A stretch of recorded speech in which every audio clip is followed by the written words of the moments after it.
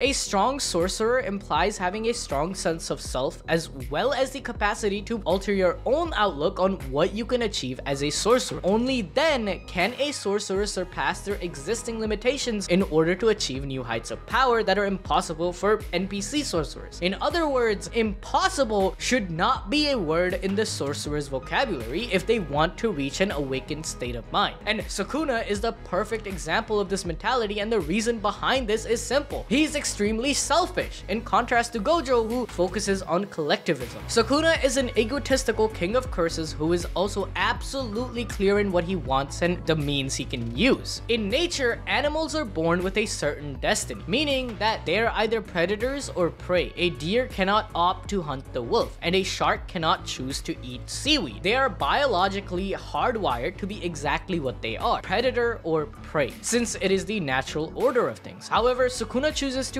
have a predator mindset, which means that he always looks for a chance to survive and grow. What's more is that he only thinks about himself. Even when Sukuna was fighting with Gojo, he did not care about being taught about love or bonding over being lonely. All he could see was the defeat of another prey. He's truly the lone wolf because unlike Gojo, Sukuna doesn't want others to help achieve his goals. All he cares about is how he can use the tools around him in the best way possible, as he himself is the supreme king who doesn't get manipulated or bonded to others' desires. This highlights how Sukuna is the embodiment of what one can call individualism, which favors the freedom of action and growth of the individual over that of the group. For example, in chapter 199, Angel abides by God's law and states her sole purpose is to destroy Sukuna, but even she chooses to be symbiotic with Hana Kurusu rather than taking over her body and soul, even though it would be beneficial to her and would have avoided the mistake Hana ultimately made by hugging Meguna. If she didn't become symbiotically linked with Hana, she would have killed Sukuna right then and there and fulfilled her purpose and become the strongest. Sukuna would call Angel an idiot for making that choice by holding on to such ideals that made her lose to him. Therefore, in contrast to everyone else, he is the personification of selflessness that comes at the cost of everyone around him. Remember, in chapter 58, Gojo stated to Megumi that being a Jujutsu sorcerer is an individual sport, claiming that to die and then win and die victoriously are two completely different things. Megumi,